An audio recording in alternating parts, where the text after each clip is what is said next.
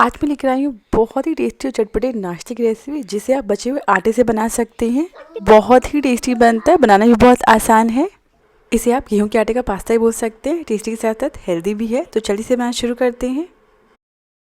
सबसे पहले आटा ले लेंगे। मेरे पास यहाँ पे पालक का आटा है। आपके पास सादा आटा हो तो आप वही ले लें। ये जो आटा है थोड़ा नरम है। अब जितना आटा चाहिए उतना हम आटा इससे अलग कर लेंगे। अब ये जो आटा है ये थोड़ा नरम है तो इस पर थोड़ा सूखा आटा रख देंगे और इसे हम अच्छे से गूँथ लेंगे, जिससे जो आटा है थोड़ा सख्त हो जाएगा। अगर आप फ्रेश डो गूँथ रहे हैं तो सिंपली सूखे आटे में थोड़ा पानी ऐड करते हुए सख्त आटा लगाइएगा। और इसी के साथ जो आटा अच्छे से गूँथ गया ये पहले से थोड़ा हार्ड हो गया है। इससे हमें 2 बड़ी मोटी रोटियाँ बेलनी है। उस हिसाब से 2 बड़े साइज़ का बॉल ले लीजिएगा। इसे हम 2 हिस्सों में डिवाइड कर लेंगे। पालक का आटा लगाना भी बहुत आसान है। सिंपली पालक के पत्तों को अच्छे से धोकर पीस लीजिए और उसके बाद आटे में डालकर गूँथ दीजिए। और ये देखिए हमारे आटे के 2 हिस्से हो गए हैं। अब इसे हम बेल लेंगे। कोशिश करिएगा थोड़ा मोटा बेलिएगा। ज़रूरत लगे तो इसके ऊपर थोड़ा थोड़ा सूखा आटा रख दीजिएगा। अगर आप इसे किचन के सरफेस पे बेल रहे हैं तो आटे के 2 हिस्से करने के बजाय आप एक हिस्से को ही बड़ा सा बेल लें।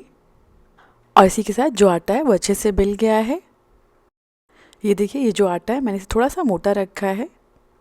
बस ध्यान रखिएगा इसे बहुत ज़्यादा पतला नहीं बेलिएगा। अब इसकी हम किनारों को इस तरीके से कट करके अलग कर लेंगे और इसे हम एक चाकू शेप दे देंगे।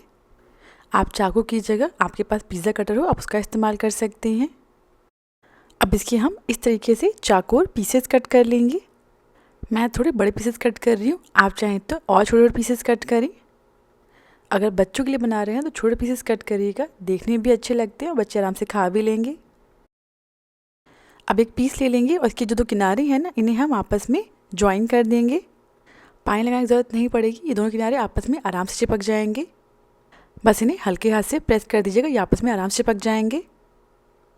इसके बाद इसे हाथ में ले लेंगे और ये जो बाकी बचे हुए 2 किनारे हैं ना इन्हें आपस में चिपका देंगे।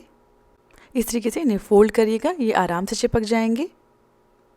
और ये देखिए कितना बढ़िया शेप बन गया है, बिल्कुल पास्ता जैसा दिख रहा है। घर का गेहूं के आटे का बना हुआ, प्लस में पालक भी ऐड किया हुआ है। सुपर टेस्टी और बहुत ही हेल्दी बनने वाला है नाश्ता। मैं आपको एक और पास्ता बनाकर दिखाती हूँ। सिंपली पहले 2 किनारों को फोल्ड कर लेंगे और उसके बाद जो बचे हुए किनारे हैं इन्हें हम आपस में फोल्ड करके इस तरह से चिपका लेंगे। और इसी तरह हम बाकी पास्ता बनाकर रेडी कर लेंगे। मैं आपको एक और शेप बना के दिखाती हूँ। सिंपली एक पेंसिल को अच्छे से वॉश कर लीजिएगा और इसके ऊपर थोड़ा सा घी या फिर ऑयल लगा देंगे। इस तरीके से आटे का पतला पीस ले लेंगे और इसे हम पेंसिल के ऊपर इस तरीके से रोल कर लेंगे। रोल करने के बाद सरफेस पे भी रोल कर दीजिएगा ताकि जो आटा है पेंसिल पर अच्छे से चिपक जाएगा। और इसके बाद इसे हम इस तरीके से प्रेस करते हुए पेंसिल से निकाल लेंगे। आप इस तरीके से भी एक दूसरा शेप बना सकते हैं। और ये देखिए मैंने सारे पीसेस को इस तरीके से शेप देकर रेडी कर लिया है। कुछ पीसेस मैंने थोड़े छोटे छोटे बनाए हैं जो कि देखने में बहुत अच्छे लग रहे हैं। आपको जो शेप सही लगे आप उस शेप का उस साइज़ का पास्ता बना लीजिएगा। नेक्स्ट गैस पर हाई फ्लेम पर एक पैन रख देंगे और इसमें 3 से 4 कप पानी डाल देंगे। इसमें 1 चम्मच ऑयल ऐड करेंगे। अब इसमें हम उबाल आने का वेट करेंगे। ढक देंगे तो जल्दी उबाल आ जाएगा। और इसी के साथ पानी में उबाल आ गया। अब ढक्कन हटा देंगे। अभी जो हमने आटे के पीसेस बनाए हैं ना इन्हें हम पानी में डाल देंगे। गैस की फ्लेम को हाई रखिएगा। थोड़ा ध्यान रखिएगा जब आप इस पीसेस को पानी में डालेंगे तो पानी छींटे बाहर आते हैं। इसमें थोड़े थोड़े पीसेस ऐड करिएगा ताकि जो पानी की छींटे हैं वो आपके ऊपर ना आए। सारे पीसेस डालने के बाद अब इन्हें हम पानी में अच्छे से उबलने देंगे। तो जब पानी में उबाल आ जाएगा ना तो उसके बाद इसे 5 से 6 मिनट के लिए पानी में उबलने दीजिएगा। बीच बीच में 1-2 बार चलाते रहिएगा। इसी के साथ इसे पकाते हुए मतलब 6 मिनट हो गए हैं और ये जो हमारा आटा और पालक का पास्ता है वो अच्छे से पक गया है। आप देख सकते हैं पकने के बाद यह ऊपर भी आ गया है। जब ये अच्छे से पक जाएंगे अपने आप ऊपर आ जाएंगे। अब इन्हें हम पानी से निकाल लेंगे। पानी से निकालने के बाद इसे हम एक प्लेट पर रख देंगे और इसे हल्का ठंडा होने देंगे। चाहे तो पंखे के नीचे रख सकते हैं जिससे जल्दी ठंडा हो जाएगा। और ये जो पानी है ना इसे फेंकिएगा नहीं, इसे हम जो पास्ता के लिए सॉस या ग्रेवी बनाएंगे ना उसमें इस्तेमाल कर लेंगे। इसके बाद गैस पर मीडियम फ्लेम पर कढ़ाई चढ़ा देंगे। नेक्स्ट एक कढ़ाई में 2 से 3 चम्मच ऑयल डाल देंगे। जब ऑयल गर्म हो जाएगा तो इसमें आधा चम्मच जीरा ऐड करेंगे और एक बारीक कटा हुआ प्याज ऐड करेंगे। प्याज को हमें तब तक भूनना है जब तक ये जो प्याज हल्का सॉफ्ट ना हो जाए। इसे बहुत ज़्यादा ब्राउन नहीं करिएगा, बस हल्का सॉफ्ट हो जाए इतना ही पकाइएगा। और इसी के साथ जो प्याज हैं वो हल्के सॉफ्ट हो गए हैं। अब इसमें 1 चम्मच घिसा हुआ अदरक लहसुन ऐड करेंगे।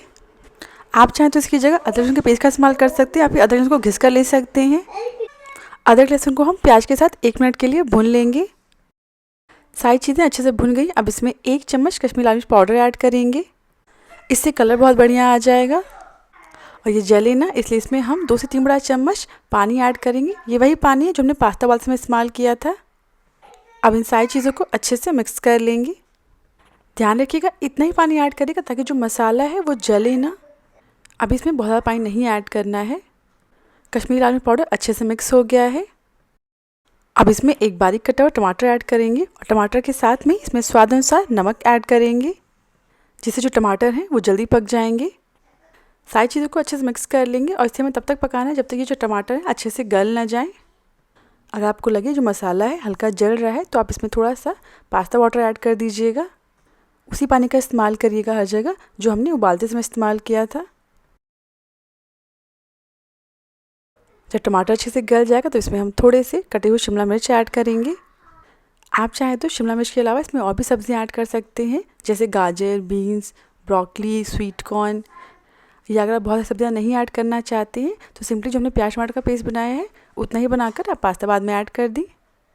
शिमला मिर्च भी बाकी चीज़ों अच्छे से मिक्स हो गया है। अब इसमें 1 चम्मच मैगी मसाला ऐड करेंगे। आपके पास कोई और नूडल्स मसाला हो तो आप उसे ऐड कर सकते हैं, या फिर इसकी जगह आप पास्ता मसाला या सिंपली पाव भाजी मसाला ऐड कर सकते हैं 1 चम्मच। और इसके साथ में ही जो हमने पानी उबालने के लिए इस्तेमाल किया था वो आधा कप इसमें डाल देंगे। सारी चीज़ों को अच्छे से मिक्स कर लेंगे और इसे हम बिना ढके 2 से 3 मिनट के लिए पकने देंगे। इसे पकाते हुए लगभग 3 मिनट हो गए और जो हमारा मसाला है बिल्कुल रेडी है। ये जो हमारा गेहूं के आटे और पालक का पास्ता है ना, ये अच्छे से ठंडा हो गया। इसे हम कढ़ाई में डाल देंगे और इसे हम बाकी मसालों के साथ अच्छे से मिक्स कर लेंगे। इस समय गैस की फ्लेम को लो मीडियम कर दीजिएगा। अच्छे से मिक्स करने के बाद इसे हम इसी मसाले में 1-2 मिनट के लिए पकने देंगे, ताकि ये जो पास्ता है ये मसालों को अच्छे से एब्जॉर्ब कर ले। इसी के साथ इसे पकाते हुए लगभग 2 मिनट हो गए। हमारा पास्ता बिल्कुल रेडी है। लास्ट में इसके ऊपर थोड़ी सी बारीक कटी हुई धनिया की पत्ती डाल देंगे और इसे भी अच्छे से मिक्स कर लेंगे। बहुत ही टेस्टी बनता है नाश्ता। वह बनाकर देखिए, हर किसी को बहुत पसंद आएगा। इसे आप चाहें तो बच्चों को टिफिन में दे सकते हैं, शाम को नाश्ते में बना सकते हैं। सबसे अच्छी बात, आप इस रेसिपी को सिंपली बचे हुए आटे से बना सकते हैं।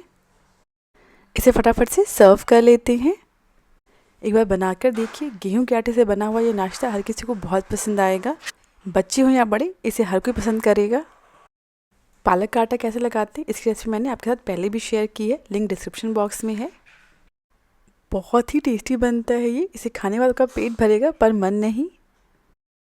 अगर आपको रेसिपी पसंद आई हो तो प्लीज़ मेरे चैनल को सब्सक्राइब करना ना भूलें।